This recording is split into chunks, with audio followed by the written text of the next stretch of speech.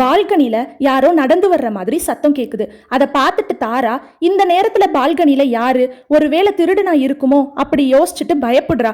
பயந்துகிட்டே பெட்டை விட்டு மெதுவா எந்திரிக்கிறா.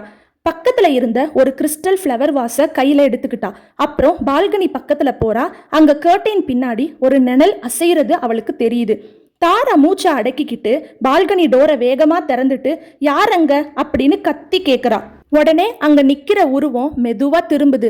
நிலா வெளிச்சத்துல அவனோட முகம் தெளிவா தெரியுது. அவன் முகத்துல இப்போ அந்த ஃபெதர் மாஸ்க் இல்ல. அவனோட அந்த மெஸ்ஸியான ஹேர், அந்த அழகான ஐஸ். ஆமா, அது ஜெயின் தான். ஜெயின் இஷான் அரவிந்தன். அவனோட அதே நக்கலான சிரிப்பு அண்ட் பார்வை. தாராக்கு கையும் ஓடல காலும் ஓடல. ஷாக்ல கையில இருந்த ஃப்ளவர் வாஸை கீழே போட்டு உடைச்சிடுறா. அது நொறுங்கிருது. நீ நீ இங்க என்ன பண்ற? என் ரூம் பால்கனிக்கு எப்படி வந்த?